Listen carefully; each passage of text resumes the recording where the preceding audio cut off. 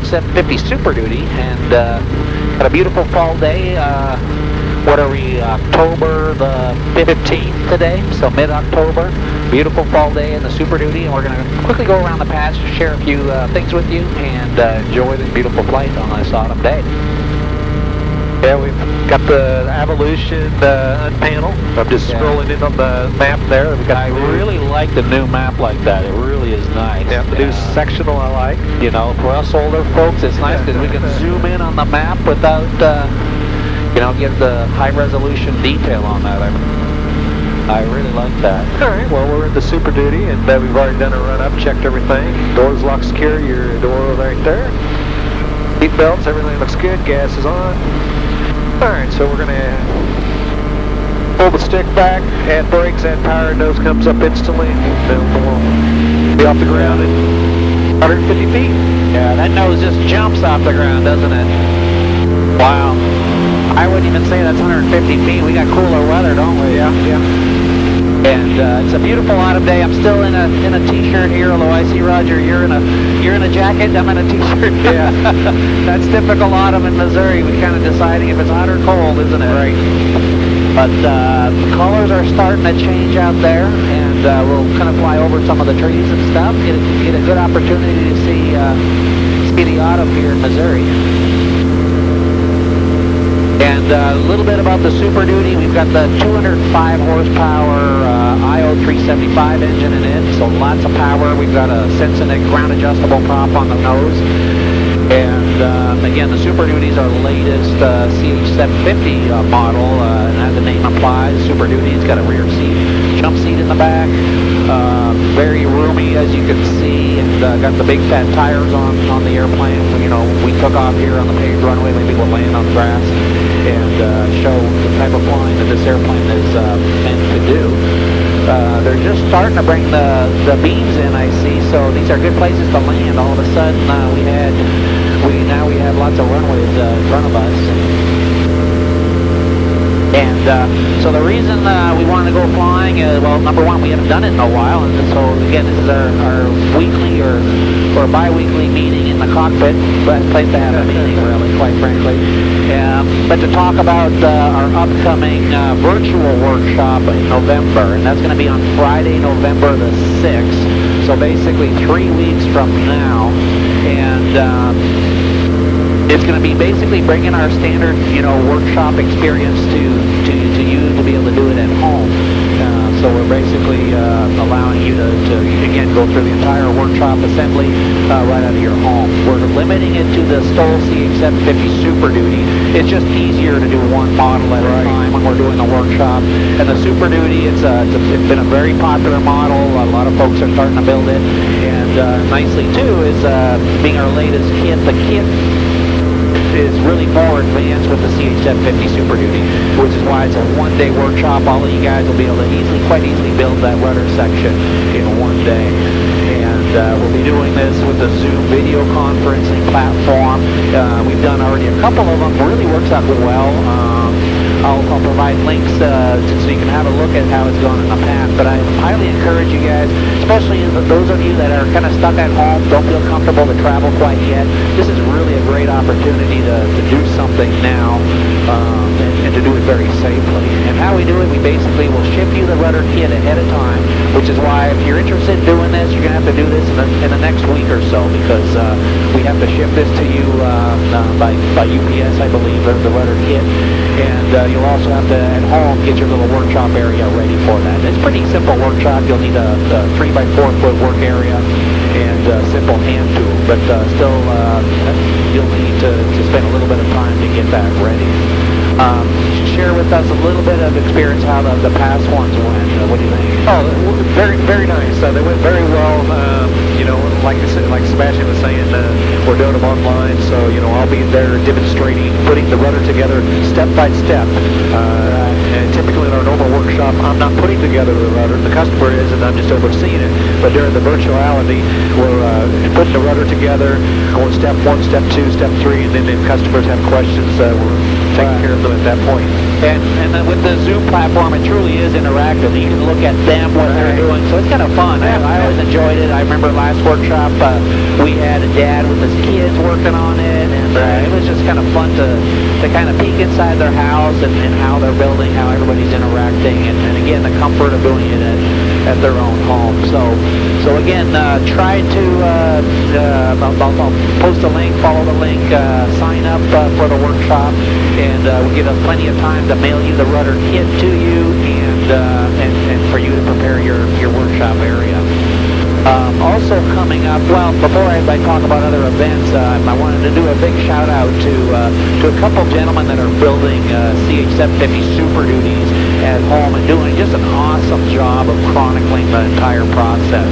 The first one is Mark Penson-Sadler out of Michigan. Now he's a serial builder. He just completed his beautiful Blue Angels CH750 cruiser airplane. He's been flying it quite a bit, but he's also started now a CH750 Super Duty, and make sure you follow him on his YouTube channel. He does exceptional videos. He's very well spoken and really covers all the details about building your own airplane. And again, he's a serial builder, but at the same time, he takes his time to do things very thoroughly.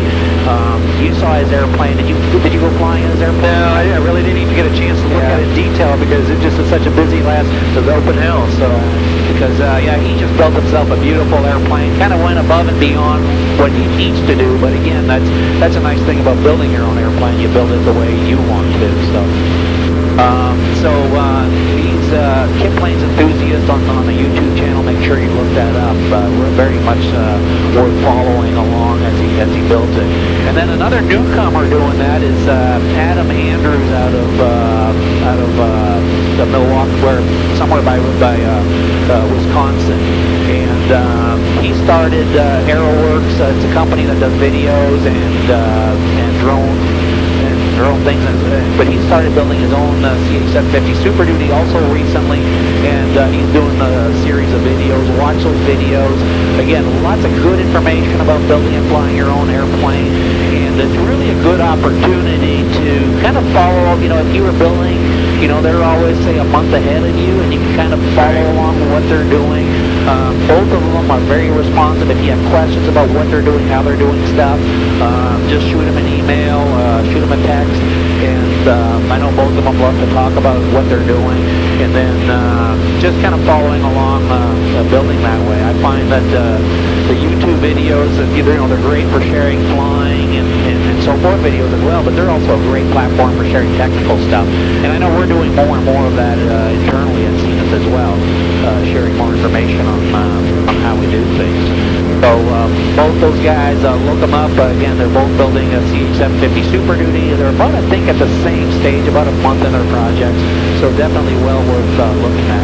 Now, I know you're kind of scouting out, what is it, hunting areas, Roger? it's getting close to my hunting season, so yes, I'm multitasking today. I can see the way you're looking where we're flying. You're not looking out and around. You're looking down. And that's the nice thing about the high-wing STOL aircraft. You can fly relatively low and check out all your great hunting areas or fishing holes or whatever. So yes.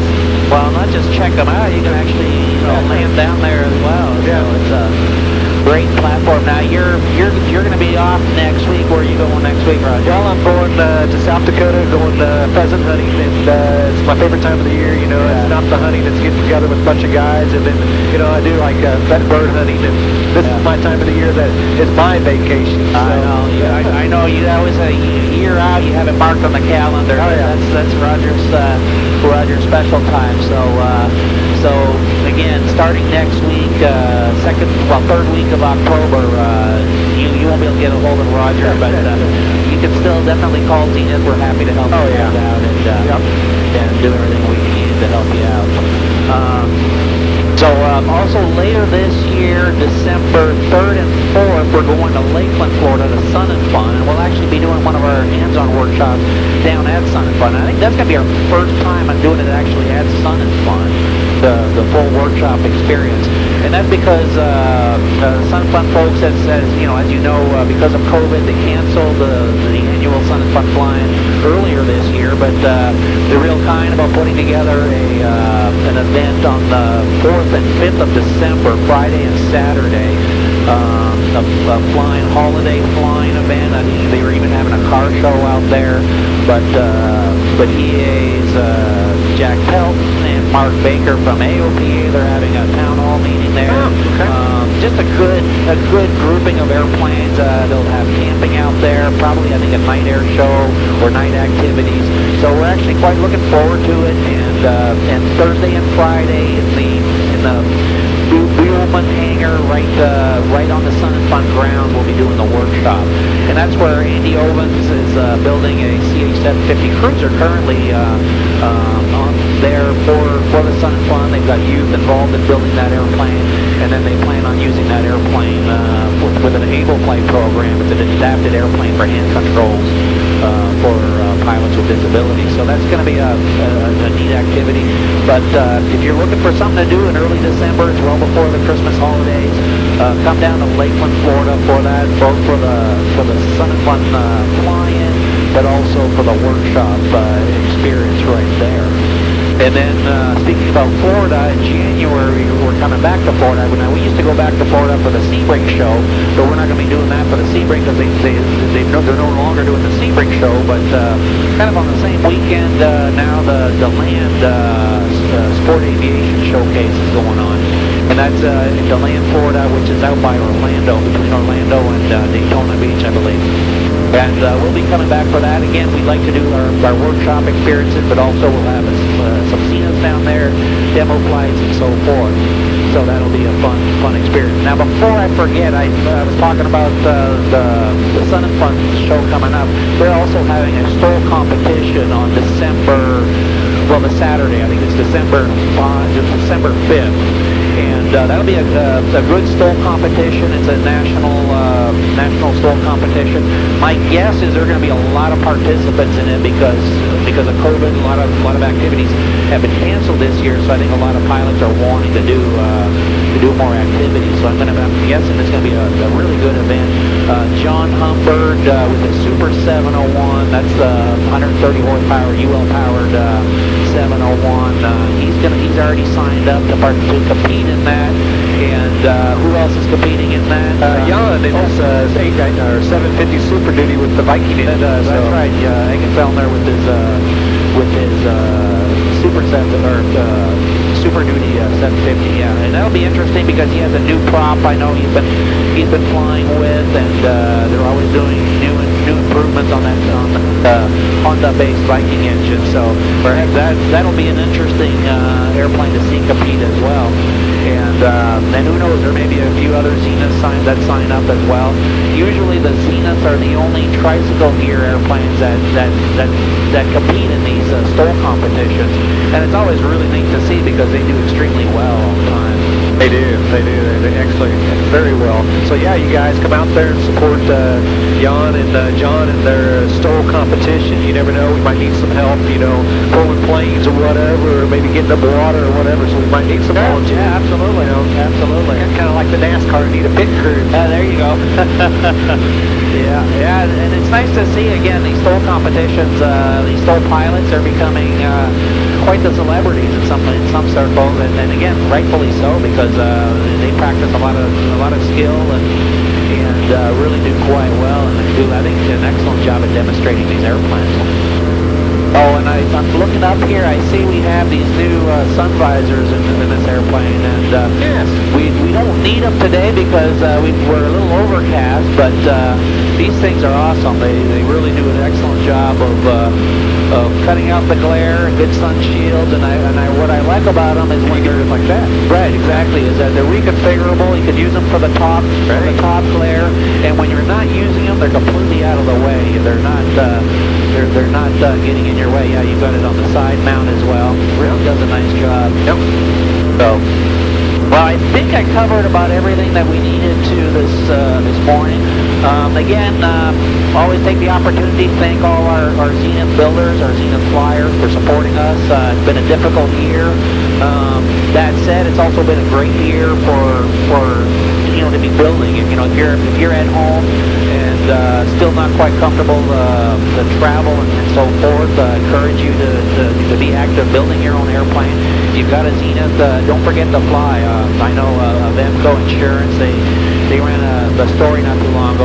They were getting concerned that a lot of pilots were just not flying at all this year, and that they were getting really rusty, and that was starting to reflect in accident rates. So if you're a pilot and have an airplane, don't forget to go out and enjoy flying your airplane. I know it's easy sometimes to get carried away with what's going on and forget about having fun and enjoying what you're doing. So again, I encourage you to do that. Again, on our shipping side, with our shipping schedule, we're starting to fill up quite. I think we're over 2 months out right now.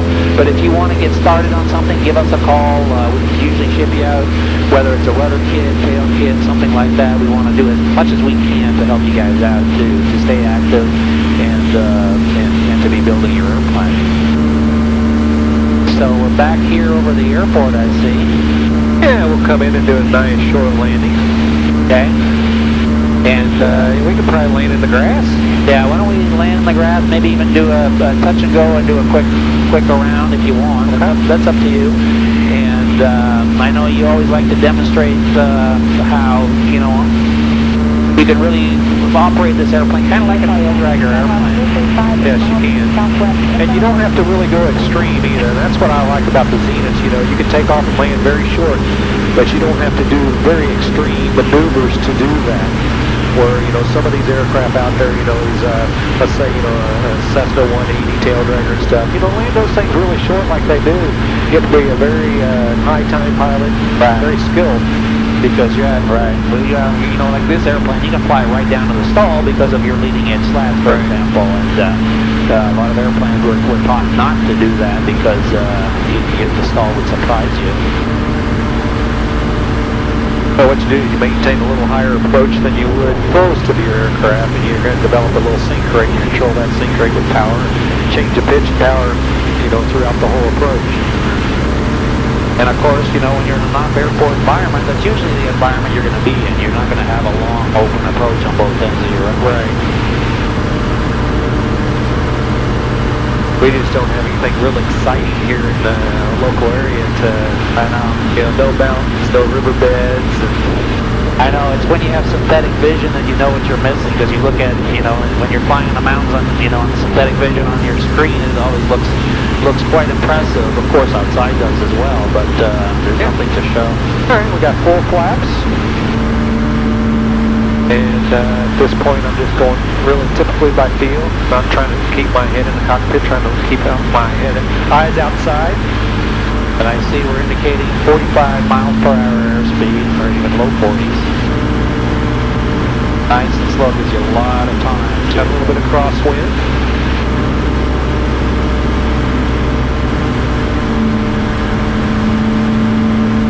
Typically, if he's coming in on a strip that you've never been in, you probably want to do a low pass a couple times, just get familiar, get comfortable with it. That's the thing, you just try to come in and land the first time. It's quite scary, but if you do a couple passes, you get used to it. Nice. And we're not going to try to land short, we're just going to do a nice landing.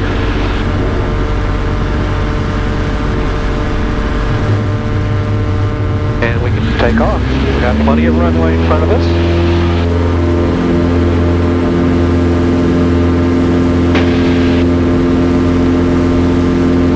Yeah, and the nice thing about that, your actual short final and it's, again, in the 30s indicated. Right. Nice and slow. Gives us a lot of time, and it's still a lot of time to react. If you had to do a go-around earlier, it gives you lots of time to do that. And again, I can't overemphasize, but I just love the visibility of these airplanes because, again, without the panel, that's one of the things I really like about this unpaneled configuration is that it really opens up this quadrant for visibility. And again, you don't notice it, if you're just flying cross-country as much, but if you're flying tight patterns or like we were doing earlier, trying to scout out deer, hunting areas and so forth, you've got just amazing visibility for that.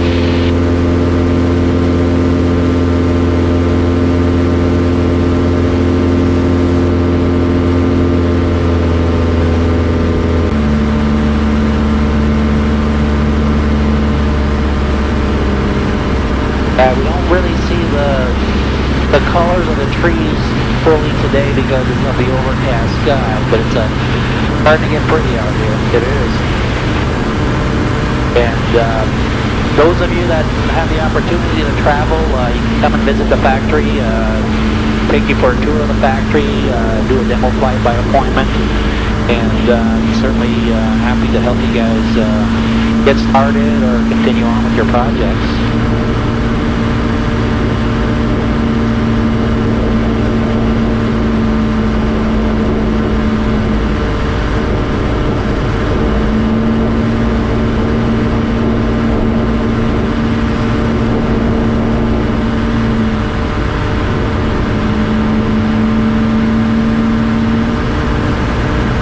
And already here we're indicating right at 40 miles an hour.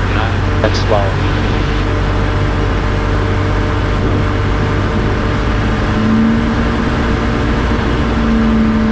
Do you see how I'm adjusting pitch and power all the time? That's just my technique. It's not a right or wrong way. It's just... And then I always work the rudders just because I like to know I can feel them. And it's just, I got a tail dragger myself, so it's just old habit too. Yeah, yeah. Excellent. And then your hand a little power when you start bringing the nose up. And watch, I'll just over-exaggerate. This one is over-exaggerate a little bit on that nose up. I know, you were kind of flying a tail dragger there for a while, dancing on your feet too. But an excellent landing, and again, the actual roll, very short distance. Oh yeah. And again, the amount of energy, you're coming in the mid-30s, you probably touch down at the very low end of the 30s, so really good job. Well, again, it's always a pleasure for us to go flying, and good opportunity to have a little meeting recapping our activities. And again, remind you guys, those of you that are looking at getting started, November 6th is definitely a great opportunity to do the virtual workshop for that. So get on the computer and order that rudder kit in the next week or so. And look forward to seeing you then. Yep, see you guys.